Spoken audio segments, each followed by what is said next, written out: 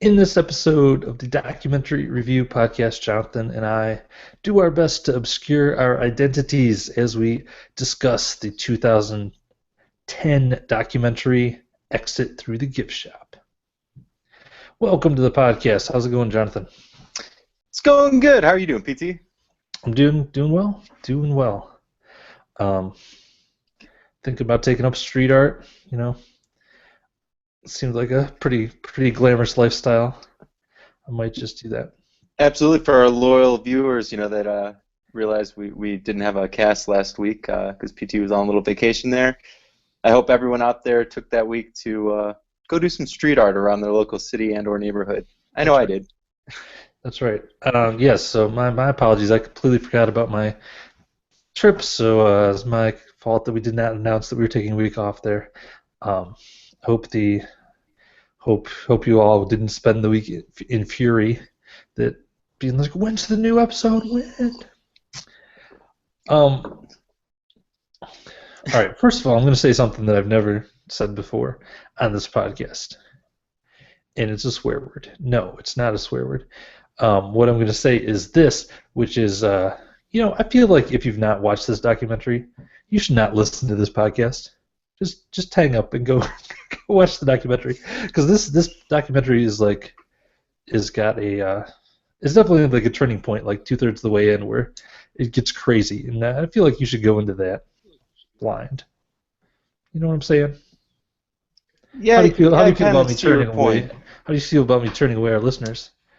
Terrible. I would not listen to PT on this point. I'd listen through the whole podcast. No, but it will definitely lessen the first time viewing experience of this documentary if you listen to the rest of this. So there's your spoiler alerts. Yes, we're going to spoil the heck out of it. All right, second thing, if all you people who are scared of spoilers are gone, before we get into the actual documentary and the synopsis, Jonathan's famous synopsis and all that stuff, let me ask you something, Jonathan, because something in this documentary made me think of something I've never thought of before, which is um, when someone agrees to be the subject of a documentary, basically you're placing an insane amount of trust in the documentarian, that A, that they're going to portray you well, B, that they know how to make a documentary and stuff. That's stuff like that. They could totally make you look like a dick. They could, there's so much stuff. So let's say it. Would you be willing to be the subject of a documentary? Let's leave your Uh, family out of it. Let's say that it's just like they want to portray your working life for some reason or something, so you don't have to worry about any issues with your kids, your family. They just want to make a documentary with you as the focus. I mean, I don't know. Well, I don't think my my life would warrant a 90-minute documentary. But if it did, I don't know. I mean, I'm not like a big fame craving kind of guy, so I probably would just pass. But if I was doing something that I thought was like worthy, like I was engineering some new energy source or something like that, sure, I'd be game. I'd say, yeah, follow me around. Okay, But nice. yeah, how about you? Well, I would definitely ask for some like. My first question would be, let me see some clips of your previous previous work to see like, A, to see that they know how to make a documentary, but also just to be like, hey, did they sell out their subject and make them look like jerks? But yeah, I mean, I guess I'd probably do it if they had some references in previous documentaries, or at least some previous clips that could show me they knew what was up. So just interesting thought as we get into it. So, Jonathan, take us down that path. Give us a brief synopsis of this documentary. All right, Exit Through the Gift Shop is a tough synopsis because it's like Tyler said. So here's all your spoilers. Here's your last chance. So anyhow, it is about a quote-unquote documentary filmmaker by the name of Terry, a Frenchman, who starts to follow the world of street art, which is actually a really intriguing underground, world of essentially temporary graffiti art. But as the story goes on, the documentary is actually not put out by Terry, the initial filmmaker, but by Banksy, a famous street artist, who, as we learn through the course of the documentary, actually, Terry is not a documentary filmmaker. He's essentially just a madman with the camera, and it follows this decade-long course of events from his entry into the world of street art until everything comes to a head, and uh, Terry actually, I guess, becomes a street artist himself in a very loose sense of the word. Nice.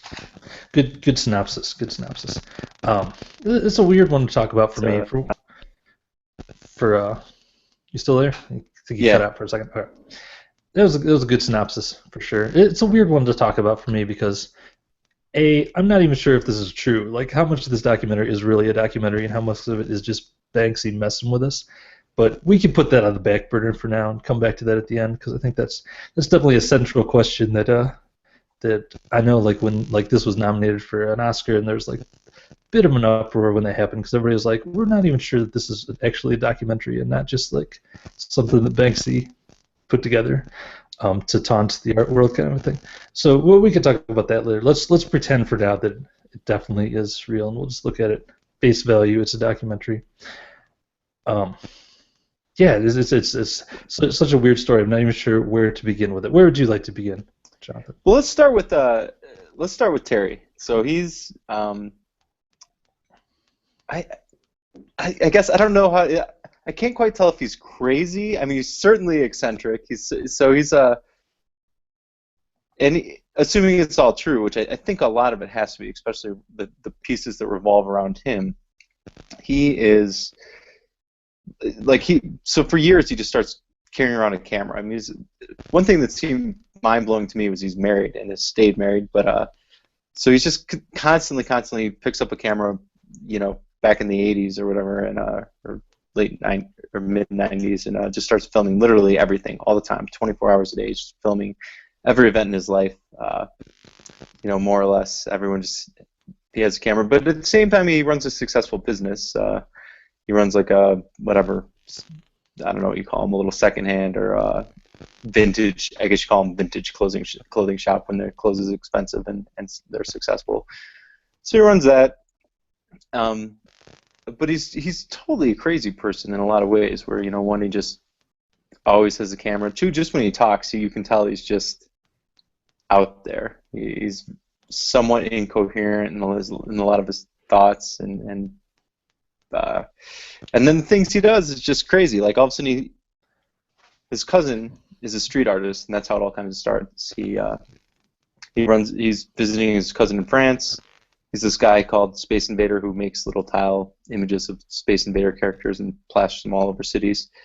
And he just becomes obsessed with it, and he just starts following around all these different street artists and filming it. But that was one thing I love about all this is that, I mean, street art is definitely the counterculture of the art world. I mean, it's in every way, it's not, it's not typical of art in any way, in a traditional sense. We're not preserving the art. It's very temporary.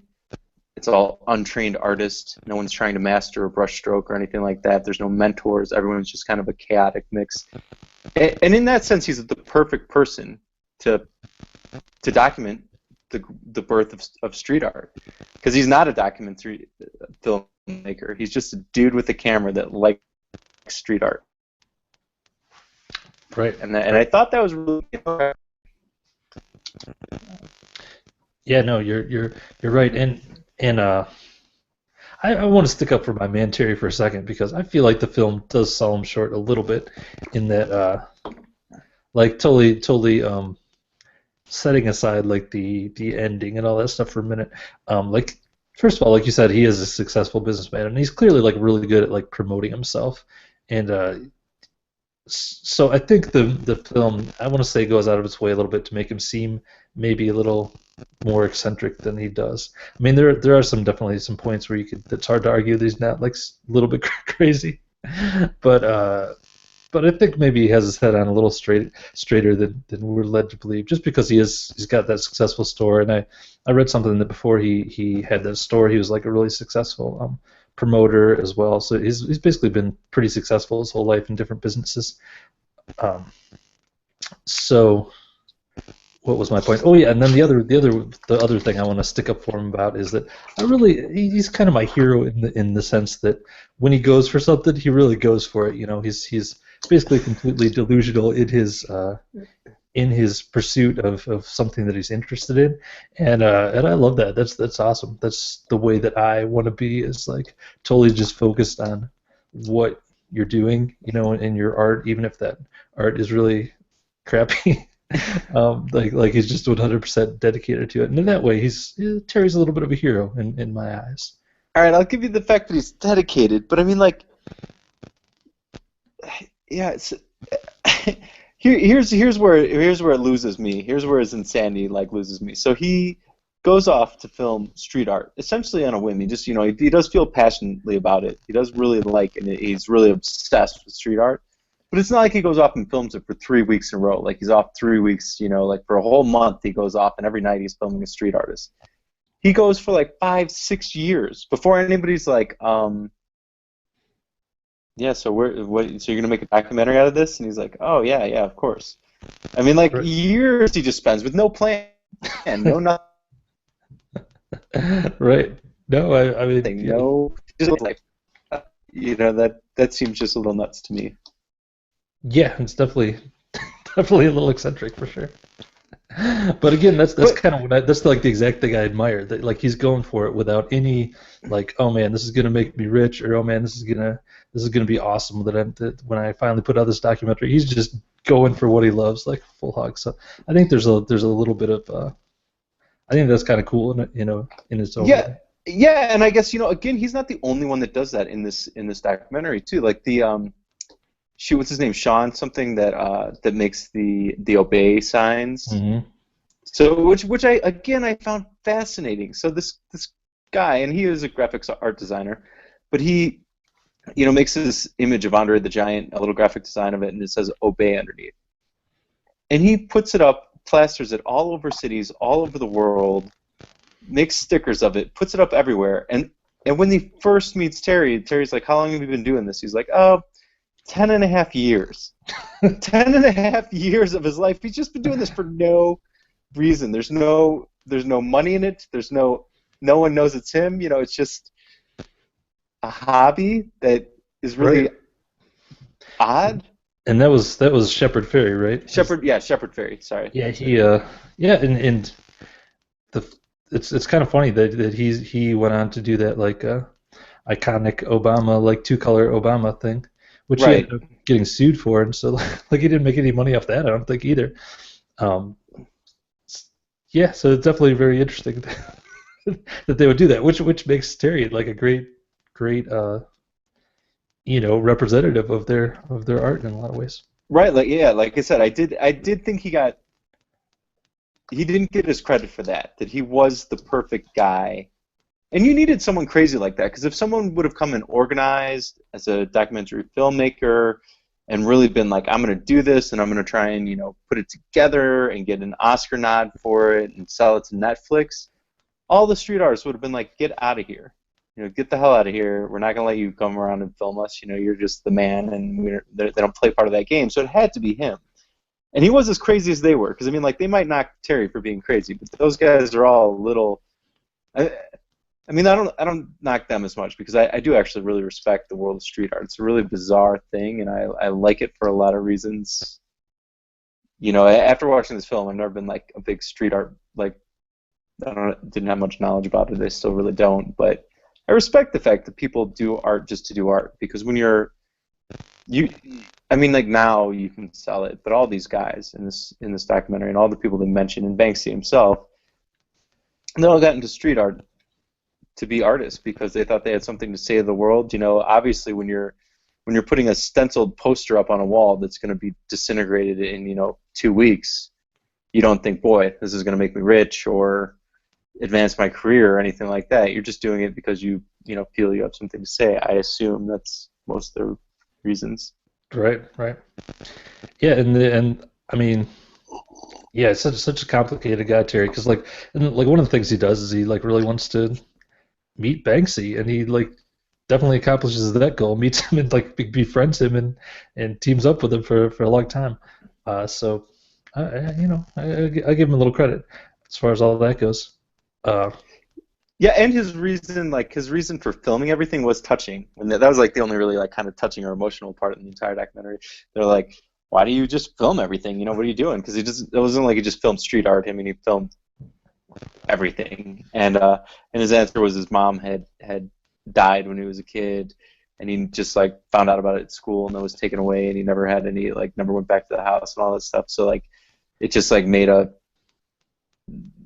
mental, I don't know, block or condition or whatever, Right. that he somehow felt that by capturing these images they would last forever and be immortalized. And he Right. was afraid to let everything go. But That was super weird the way he told that story. It's like I was like, what? But he was like, yeah, I was just staying out of school, and then this person came up to me and like yelled through the fence, "Your mom's dead!" Then started laughing, and then I went back to class. It's like, no, what? yeah, What's going no, on? no, So yeah, weird. no, that was super messed up, because it was, I think you got the, unless either you or I got the verbiage a little bit wrong in that, but I think they were saying like Terry was playing and laughing, and they said, "Oh, you're laughing. Well, your mom's dead." Like he was playing, and that talk about a messed up way to find out your mom died. Oh yeah. Either way, Which, but that's awesome. but I see where that memory would stay with you forever. That's pretty scarring. Right. All right. Uh, I have a. All right. Here's a question like about the documentary as a whole. Um, I'm really curious about the voiceover they used because like it's so weird. Like the voiceover voice they used was like super uber like professional, like almost like movie trailer guy voice, and it was such a weird choice for like this thing. The street art is really edgy, and this guy's kind of crazy. Like, why did they make the choice? I'm like, I was trying to figure out like, were they trying to say something with that? What? And I don't have an answer, but I was just wondering why did they go with such a strange professional voiceover for the narrator? I think I can answer that. I think I can field that, and this is not like, this is my opinion on that, because I noticed as well too that voiceover voice that was very professional.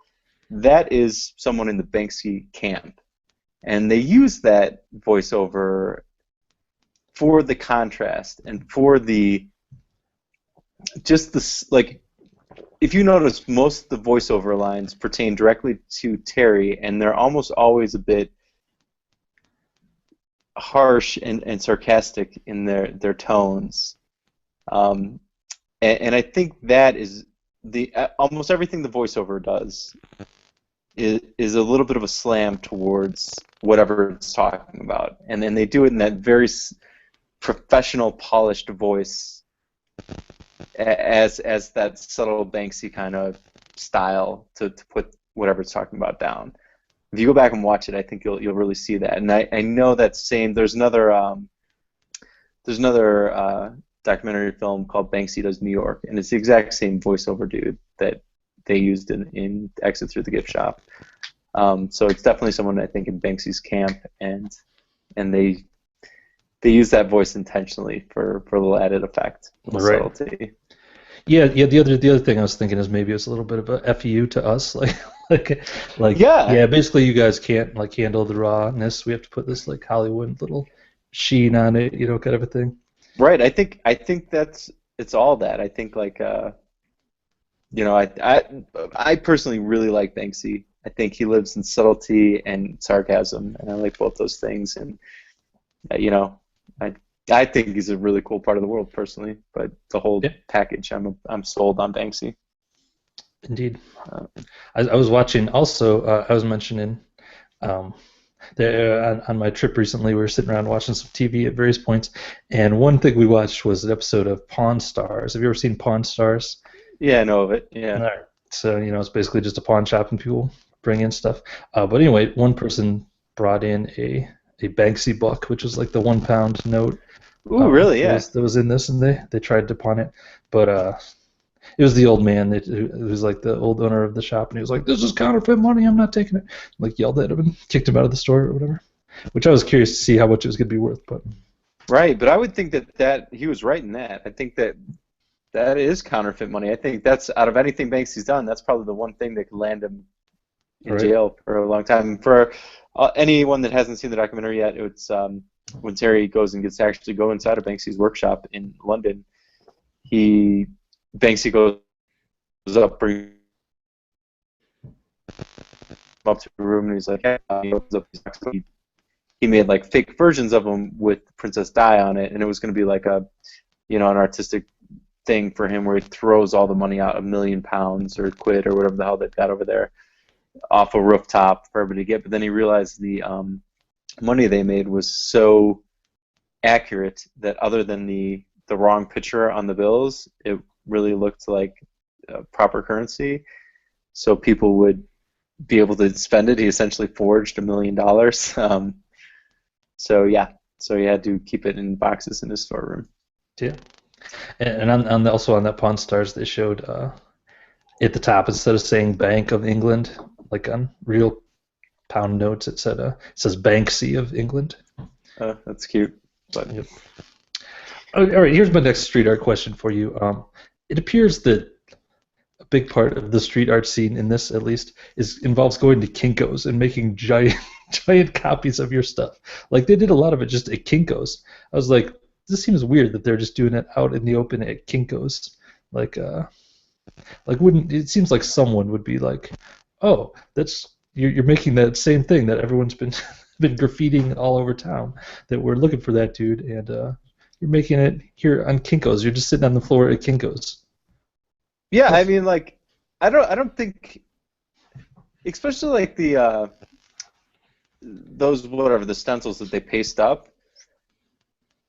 I mean, I guess that's illegal. I guess that's defacing property to paste those up or whatever. But I don't think there's like a police force dedicated to catching, street artists. I mean, I think if they see somebody on a building they shouldn't be on, or spray painting stuff they shouldn't spray paint, they'll stop them, give them a fine or whatever. But like, they're not like I mean, shoot, people that rob my parents' house got broken into. They stole a bunch of stuff from them, and the police were like, well, no, we'll probably never catch them. I mean, that's how much they care about someone who breaks and enters and steals stuff out of your house. Somebody spray painting on walls, if they see it happening, they'll probably stop if they're not going somewhere or busy. So yeah, I think that you could do that right at Kinko's, and nobody's trying. Like, I'm sure the Kinko guys are just like, that's that weird dude that prints under the giant pictures all the time. They don't care. So it didn't strike me as that odd. I just think like our society is so immune to everything that, I mean, like if Banksy was doing it, I think Banksy couldn't get away with it because he's got that signature like rat thing, and everyone knows. Everyone wants to know who Banksy is, so I think he'd get caught doing it. But most of the other street artists are just like, I mean, even like in the video when they're doing the documentary, there's only like 2 or 3 of them who blur their face out.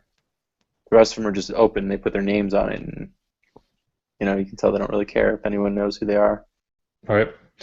Well, first of all, I think you just had an idea for ABC's new hit drama, Street Art Hunters. It's going to be about the special task force that goes after street art people. So I'm pretty sure that network TV like only looks for like what's the most specialized police force that we can do, and then make it like a like a new series about it. So that's good. I totally forgot what else I was going to say about that now, but I'm sure it wasn't very important. But yeah. What's your thoughts on street art, just out of curiosity? Because I mean, that's obviously I guess the real focus of the whole thing is this, this world. And actually, I kept thinking too through it that, I mean, I guess this is the documentary essentially that Terry was trying to make, more or less. But I kept thinking like that guy must just have the most amazing footage for like the perfect street art documentary, just because he did interview people. I mean, he did have interviews, and he certainly had authentic, real footage of people running around at night doing street art, and he had it for years and years. I mean, I would think there's just, filming gold on that, but. Right. Oh, I didn't know what I was going to say before I answer your question. It was funny that one of the guys who blurred their faces was Space Invader, which they came out and said was his cousin. Right. Like I think we could probably track that guy down if we really wanted to. Yeah, that was pretty funny. They did acknowledge him as his cousin, and then who lives in France, and yeah, but they did always blur his face out. So thoughts on street art. Yeah, I mean it's cool. I think. I mean, the old man part of me was to be like, hey, quit painting on people's property and stuff like that. But yeah, I guess I'm a little conflicted on it from that standpoint. But overall, yeah, I mean it's cool that um, it's a very pure art form, and it's like a rebellion crossed with art, which is cool.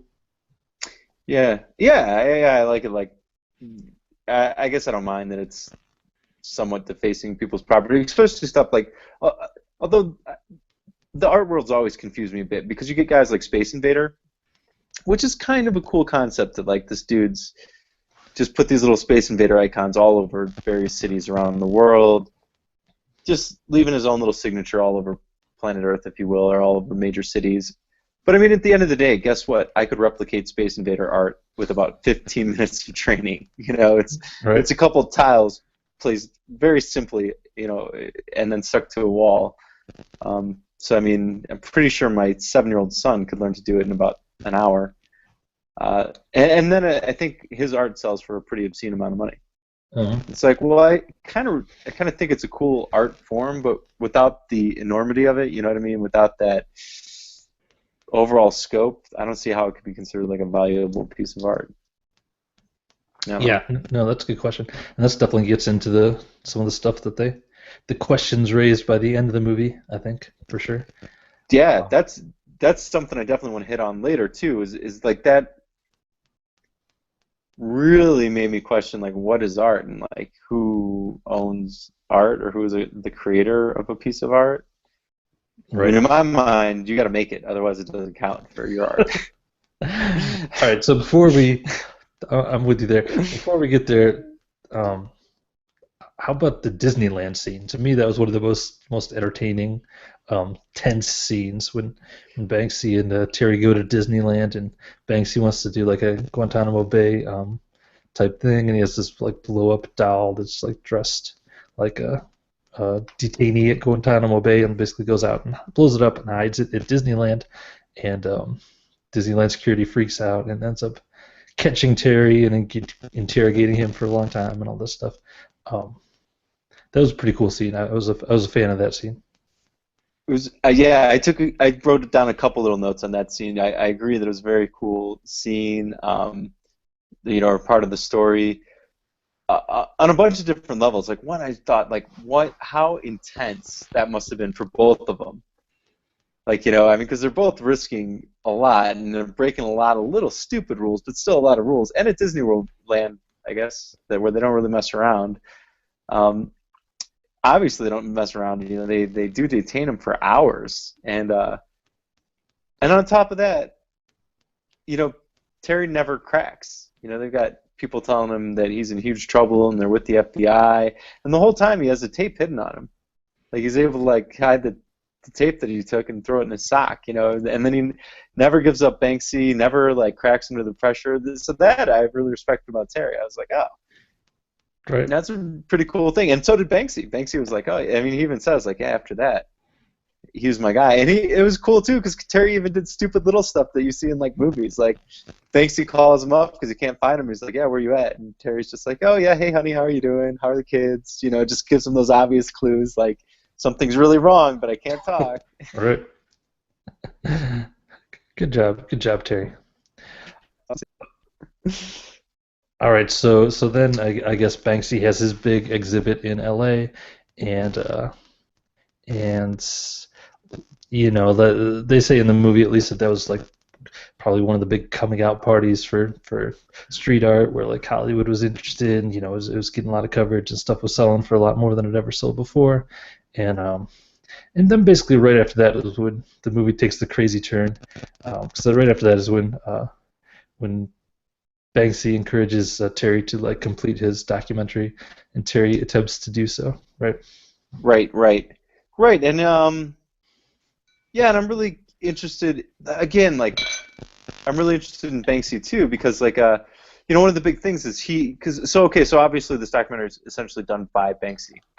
So you have to assume it's very objective or subjective by from his point of view. But he's like okay, now people are starting to make money. Now street art is becoming valuable. He's like now we need this documentary to come out. So he tells Terry, people need to know that it was never about the money. That's not what any of this was about. Put your documentary out.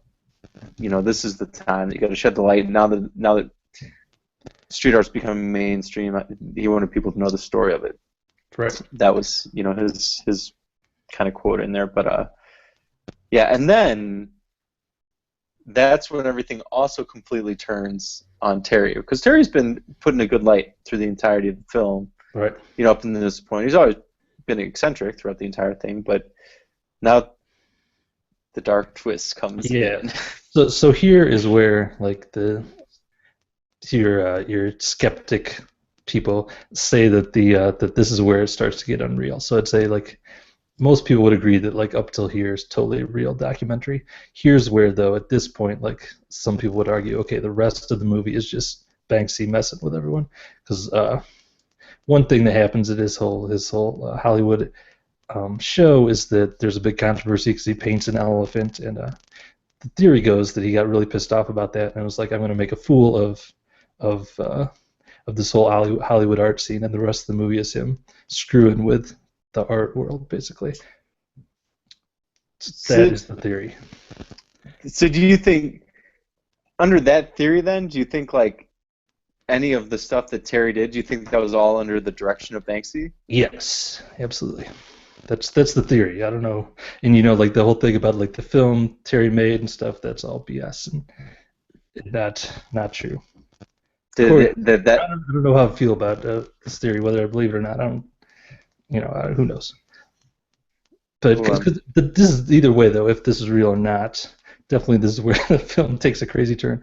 And if it is real, um, it's absolutely crazy the way it plays out. So you can see, like I can see at least why people would think that because of the way it plays out. It's like exactly the way it would play out if you were trying to make fun of the art scene and all that stuff like that. true, and I suppose I could. I mean, that sounds like you know it fits his style of Banksy. But on the other hand, I think he would come out and essentially admit to it later to say, yeah, that was all. So so for those of you who haven't seen it, so at this point, Terry makes his documentary, and it's just like it's insane. Like they show some clips of it, and it's like a 90-minute long, like flipping through channels almost, like just little cuts of incoherent footage. I mean, some of the footage is okay, I guess, from the little bits of it that they showed in this documentary. But it's certainly terrible, and it's funny too because that's when Banksy's like, yeah, and at this point I realized that maybe Terry wasn't a documentary filmmaker. Maybe he was just a man with a camera and mental issues, you know. Yeah, that was a great line.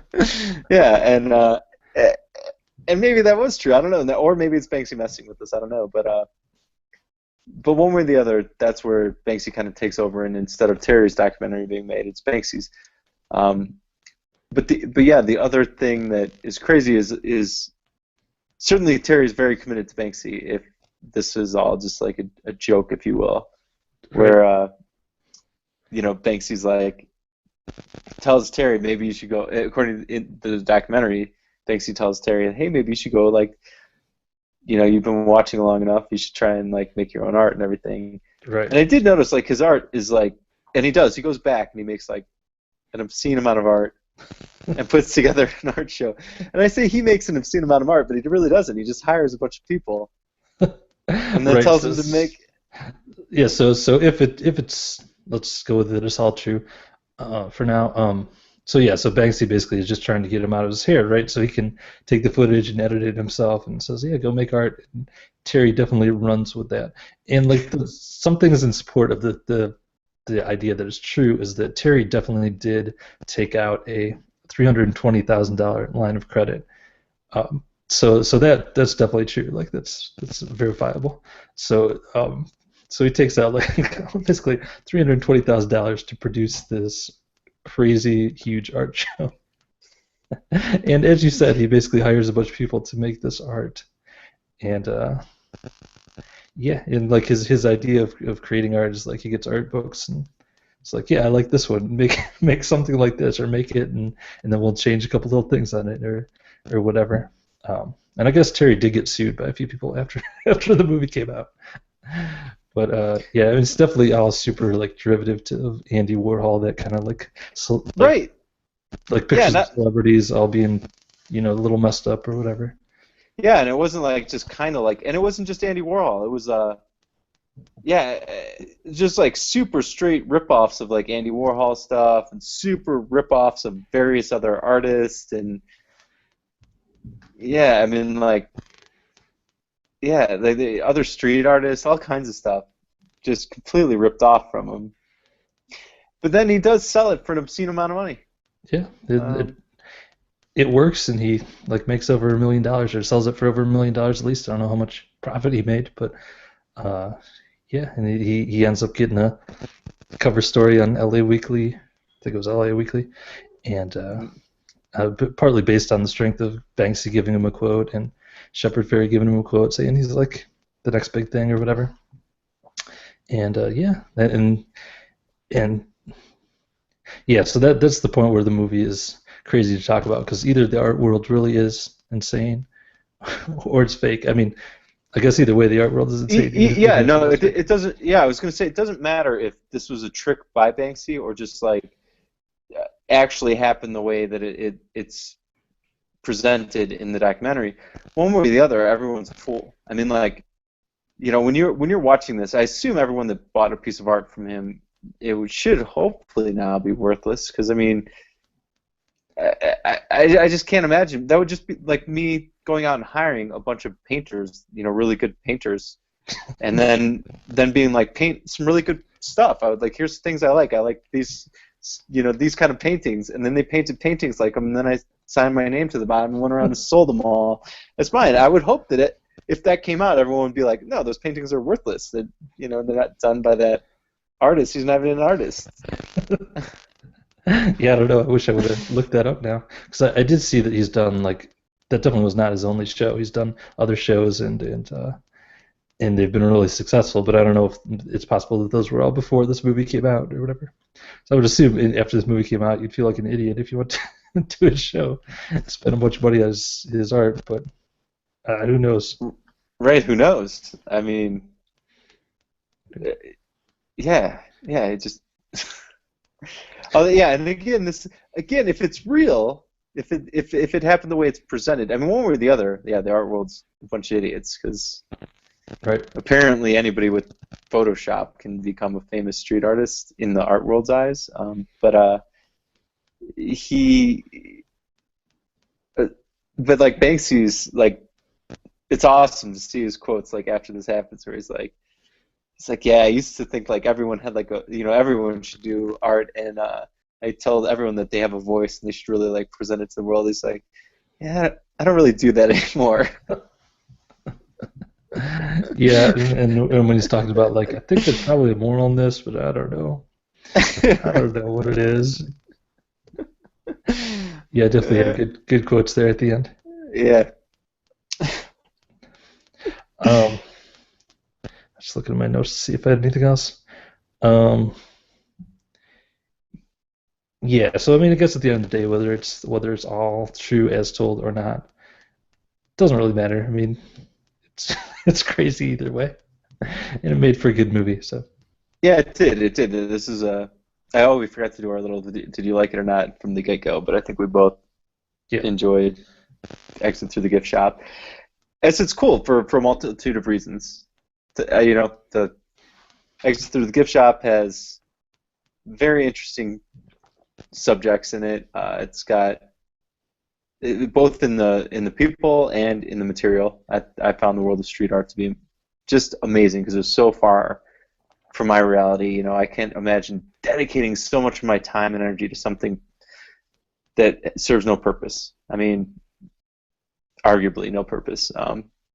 right. And and then plus it has this crazy twist to it. It follows around people that are certainly incredibly interesting.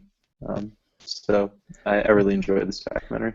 Yeah, I love the title too. The title is great because it's It basically is. just tells you right away that we're gonna screw with you and here's Yeah. good stuff, good times. All right, how many stars are you gonna give this bad boy? I'm gonna go with 4.5 on Exit Through the Gift Shop. I really enjoyed it. I thought it was one of the most thought-provoking and just entertaining documentaries we've done so far.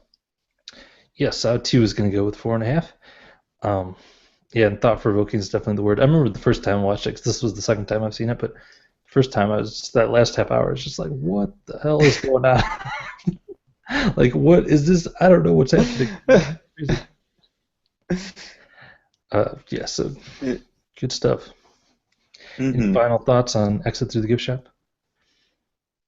No, I'm just someday maybe I would definitely spend money to end up with a piece of Banksy art if I ever am in a position to do so. For whatever reason, I really like that guy. I, Nice. yeah. And I would spend money to end up with some Terry art. 'Cause I'd throw 20, $30 out for some Terry art. Absolutely. good old Terry. But have you seen the documentary, My Kid Could Paint That? No. It's a good one on a similar theme. It's like that. Um, it's about that whole story where there's some like little kid who like made it big in the art world or whatever.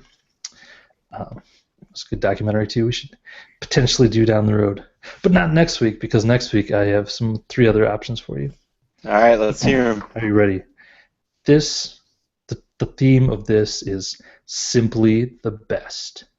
So what I did is I tried to find the three of the most acclaimed documentaries I possibly could, and offered them up for your perusal. So I looked at like all kinds of different lists, and um, just just in the interest of how I picked these, a lot of the like top ranked documentaries are obviously not available for streaming for free on Netflix or Amazon or anything. So there's a few that possibly could have made the cut but didn't. But I did pick three that were very highly rated, and I'll tell you how I came across each of these. So the first one, um, the International Documentary Association rates this as the top documentary of all time, and that is Hoop Dreams, which is from I think the early '90s, '91, '92. It's about two high school basketball players in Chicago and kind of like follows them through their high school years. Um, I will say about that one that it's nearly 3 hours long, so so take that into consideration. But it's a good 3 hours. Best documentary of all time, according to them. Yeah. Next up, the British Film Institute. Every 10 years, they do a survey of all the critics in England and ask them, like in all kinds of different genres, what the best movie of all time is. And in documentaries, I'm going out on a limb with this one, but it's called Man with a Movie Camera. It's from 1929. It's a silent film where where a guy goes around, but like here's why it's so highly regarded. First of all, it's this guy going around in a city in the Soviet Union, so it's like this behind the scenes look of the Soviet Union in 1929, which like we don't have a lot of information on what that world was like, and then also apparently there's a lot of like super ground-breaking cinematography, like he was doing stuff that hadn't been done to that point. But I will warn you and say that according to what I read, there's literally no story. It's like a dude going around the city with a camera. That's what the movie's about. All right, number three is from Rotten Tomatoes, which of course aggregates all the critics' ratings of movies. Their number one rated documentary of all time with 100% positive rating. And there were some other ones that had 100% as well, but this one had the most rating, most reviews, and 100% positive is Man on Wire, which is about a dude who, in the 70s, the tightrope walker, he like covertly put a tightrope between the two World Trade Center towers in New York and walked across it, or tried to. So those are your three picks, and they're the best of all time. So what are you going to do? All right. Well, first off, I'm gonna scratch Man with the movie camera. For I had a strange feeling that was not going to make the cut, but yeah, honestly, I would I would watch it, but I don't want to review it on our podcast because being a silent film with no story, I think it's going to be hard to fill up a podcast. Not to mention the fact that it's a tough sell for the viewers for next week. We might take a sharp decline. All right, so that leaves me with Hoop Dreams. Which, oddly enough, what year did Hoop Dreams come out on? Do you have I'm gonna that? say like 91, 92, somewhere in there. Maybe Okay, a because little later. I've seen some or all of Hoop Dreams, but I don't Yeah. really remember it very much. But I remember seeing it in the early '90s, which Yeah. whatever when it came out. I was younger, obviously, quite a young when I We were saw all it. younger in the 90s. Yeah, we were all Most younger. people on Earth. Yes, but that put me as a very young person in the Right. early '90s. Anyhow, so man, Have you it's seen good. Man on Wire? I've not seen Man on Wire.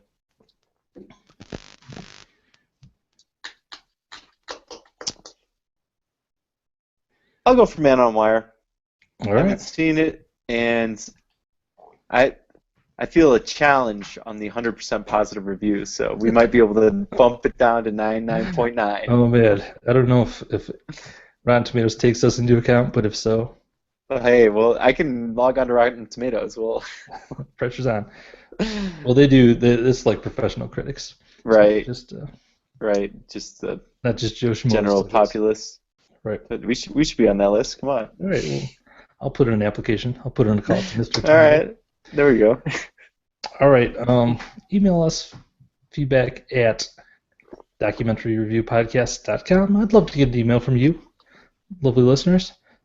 That's going to do it for us. Watch Man on Wire. We'll be back next week to talk about that. And in the meantime, keep it real. I'm Jonathan. We'll see you next week.